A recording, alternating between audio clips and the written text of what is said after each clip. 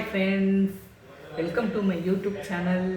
Actually ಮಧ್ಯಾಹ್ನ ಲಂಚ್ಗೋಸ್ಕರ ನಾನು ಮಾಡಿದ್ದೆ ದೇಸಿ ಚಿಕನ್ ಫ್ರೈ.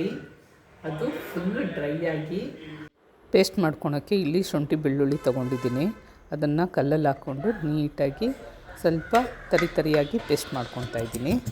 ಇದನ್ನು ಮಿಕ್ಸಿ ಜಾರಲ್ಲಿ ಬೇಕಾದರೂ ಮಾಡ್ಕೊಳ್ಬೋದು, ಆದರೆ ನನಗೆ ಇಲ್ಲಿ ನಾನು ಡ್ರೈ ಫ್ರೈ ಮಾಡ್ತಾ ಇರೋದ್ರಿಂದ ತರಿಯಾಗಿ ಮಾಡ್ಕೊಳೋದಕ್ಕೆ ಇಲ್ಲಿ ಕುಟ್ಕೊತಾ ಇದ್ದೀನಿ ಕಲ್ಲಲ್ಲಿ. ನಾನು ಇಲ್ಲಿ ಪೇಸ್ಟ್ನ ರೆಡಿ ಮಾಡಿ ಇಟ್ಕೊಂಡಿದ್ದಾಯಿತು.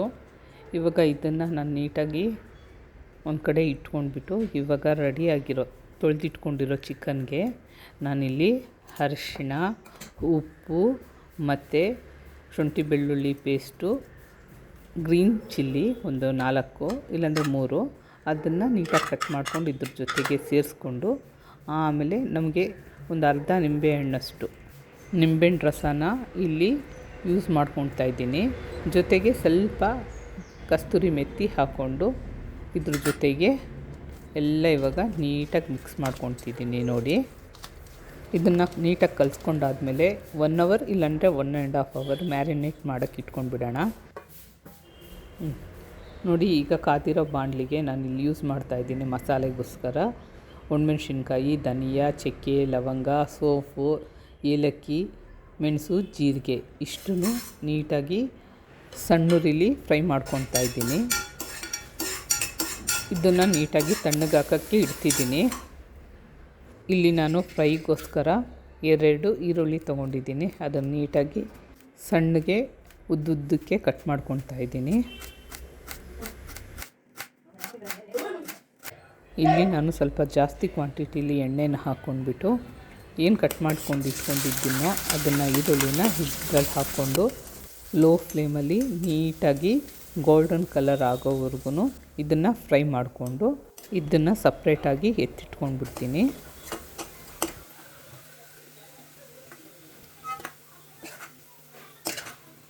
ಇವಾಗ ನಾನು ಅದೇ ಬಾಣಲಿಲಿ ಏನು ಎಣ್ಣೆ ಮಿಕ್ಕಿದೆಯೋ ಅದಕ್ಕೆ ನಾನು ಮ್ಯಾರಿನೇಟ್ ಮಾಡಿ ಇಟ್ಕೊಂಡಿರೋ ಚಿಕನ್ನ ಒಂದೊಂದೇ ಪೀಸ್ ಹಾಕ್ಕೊಂಡು ನೀಟಾಗಿ ಫ್ರೈ ಮಾಡ್ಕೊತೀನಿ. ಫ್ರೈ ಮಾಡ್ಕೊಳ್ಳೋ ಟೈಮಲ್ಲಿ ಇದರಲ್ಲಿರೋ ನೀರಿನ ಅಂಶ ಏನು ಬಿಟ್ಕೊಳುತ್ತೋ ಅದರಲ್ಲೇ ನಾನು ನೀಟಾಗಿ ಬೇಯಿಸ್ಕೊಳ್ತಾ ಇದ್ದೀನಿ. ನಿಮಗೆ ಬೇಯಿಸ್ಕೊಂಡು ಅದೊಂದು ಸಲ ಚೆಕ್ ಮಾಡ್ಕೊಳ್ಳಿ. ಬೆಂದಿಲ್ಲ ಅಂದರೆ ಸ್ವಲ್ಪ ಕ್ವಾಂಟಿಟಿ ನೀರು ಬೇಕಾದರೂ ಯೂಸ್ ಮಾಡ್ಕೊಳ್ಬೋದು. ಆಮೇಲೆ ನಾನು ಒಂದು ಜಾರ್ಗೆ ಏನು ಫ್ರೈ ಮಾಡಿ ಇಟ್ಕೊಂಡಿದ್ನೋ ಮಸಾಲೆ ಪದಾರ್ಥನೆಲ್ಲ ಹಾಕ್ಕೊಂಡು ಇವಾಗ ನಾನಿಲ್ಲಿ ಜಾರಲ್ಲಿ ಪೇಸ್ಟ್ ಮಾಡ್ಕೊತಾ ಇದ್ದೀನಿ. ನೋಡಿ, ಇದು ಪೇಸ್ಟು ನಾನು ಅಟ್ಲೀಸ್ಟ್ ತುಂಬ ಪೌಡ್ರ್ ಆಗೋ ಥರ ಮಾಡ್ಕೊಂಡಿಲ್ಲ. ಒಂದು ಸ್ವಲ್ಪ ಕ್ವಾಂಟಿಟಿಯಷ್ಟು ತರಿಯಾಗಿದೆ.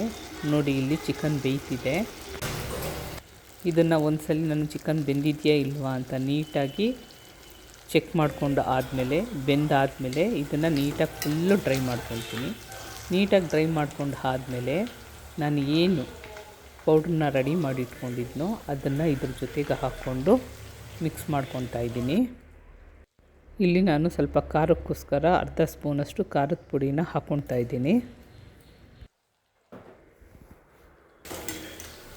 ಇದನ್ನು ಹೀಗೆ ನೀಟಾಗಿ ಡ್ರೈ ಆಗೋವರೆಗೂ ಬಾಣಲಿಲಿ ಫ್ರೈ ಮಾಡ್ಕೊಂಡ್ಬಿಟ್ಟು ಅದರದ್ದು ಮಸಾಲ ಸ್ಮೆಲ್ಲೆಲ್ಲ ಸ್ವಲ್ಪ ನೀಟಾಗಿ ಫ್ರೈ ಆದಮೇಲೆ ಎಣ್ಣೆ ಬಿಟ್ಕೊಳುತ್ತೆ.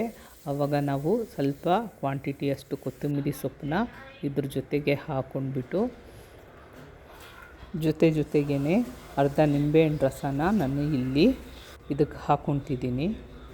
ಇದಕ್ಕೆ ನೀಟಾಗಿ ನಿಂಬೆಹಣ್ಣು ರಸ ಹಾಕ್ಕೊಂಡು ಆದಮೇಲೆ ನಾನು ಏನು ಫ್ರೈ ಮಾಡಿ ಇಟ್ಕೊಂಡಿದ್ನೋ ಆನಿಯನ್ ಗೋಲ್ಡನ್ ಫ್ರೈಯಲ್ಲಿ ಅದನ್ನು ಇದ್ರ ಜೊತೆಗೆ ಹಾಕ್ಕೊಂಡು ಸ್ವಲ್ಪ ಹೊತ್ತು ನೀಟಾಗಿ ಫ್ರೈ ಮಾಡ್ಕೊಳ್ಳೋಣ. ಇಲ್ಲಿಗೆ ದೇಸಿ ಚಿಕನ್ ಫ್ರೈ ರೆಡಿ ಆಯಿತು. ಇವಾಗ ಇದನ್ನೆಲ್ಲ ಒಂದು ಬೌಲ್ಗೆ ಹಾಕ್ಕೊತಾ ಇದ್ದೀನಿ. ನೀವು ಒಂದ್ಸಲ ಟ್ರೈ ಮಾಡಿ, ಇದು ತುಂಬ ಚೆನ್ನಾಗಿರುತ್ತೆ. ಬಟ್ ಡ್ರೈ ಆಗಿರುತ್ತೆ. ಇದೇನಿದ್ರೂ ನಾವು ಸಾಂಬಾರು ಜೊತೆಗೆ ತಿನ್ನೋದಕ್ಕೆ ಚೆನ್ನಾಗಿರುತ್ತೆ. ಇಲ್ಲಿ ಬಾಣಲಿಲಿ ಏನು ಮಿಕ್ಕಿರುತ್ತೋ ಗ್ರೇವಿ ಅದಕ್ಕೆ ಸ್ವಲ್ಪ ಅನ್ನ ಹಾಕ್ಕೊಂಡು ಕಲಿಸ್ಕೊಂಡು ಫ್ರೈ ಮಾಡಿಕೊಂಡು ತಿಂದರೆ ಎಷ್ಟು ಟೇಸ್ಟ್ ಇರುತ್ತೆ ಅಂದರೆ ಒಂದ್ಸಲ ಟ್ರೈ ಮಾಡಿ. ನೀವು ತುಂಬಾ ಚೆನ್ನಾಗಿರುತ್ತೆ. ಆ ಥರ ಮಾಡಿಕೊಡೋದ್ರಿಂದ ನನ್ನ ಮಗ ತುಂಬ ಎಂಜಾಯ್ ಮಾಡ್ಕೊಂಡು ತಿಂತಾನೆ. ಇನ್ನೊಂದು ವಿಷಯ, ಇಲ್ಲಿ ನಾನು 4 ದಿನದಿಂದ ವಿಡಿಯೋ ಹಾಕೋಕ್ಕಾಗಿಲ್ಲ. ಏನಕ್ಕಂದರೆ ನನಗೆ ಸ್ವಲ್ಪ ಫೀವರ್ ಇತ್ತು, ಅದಕ್ಕೋಸ್ಕರ ವಿಡಿಯೋ ಮಾಡೋಕ್ಕಾಗಲಿಲ್ಲ. ನಾನು ಸಿಂಪಲ್ಲಾಗಿ ಅದಕ್ಕೆ ಈ ದೇಸಿ ಚಿಕನ್ ಫ್ರೈ ಮಾಡಿದ್ದೀನಿ. ಮತ್ತು ನೆಕ್ಸ್ಟ್ ವಿಡಿಯೋ ಜೊತೆಗೆ ನಾನು ಸಿಗ್ತೀನಿ. ಇಲ್ಲಿ ನನಗೆ ನಿಮ್ಮ ಸಪೋರ್ಟು ಮುಖ್ಯ. ಪ್ಲೀಸ್ ನನ್ನ ಚಾನಲ್ನ ಲೈಕ್ ಮಾಡಿ, ಶೇರ್ ಮಾಡಿ, ಸಬ್ಸ್ಕ್ರೈಬ್ ಮಾಡಿ. ಬಾಯ್.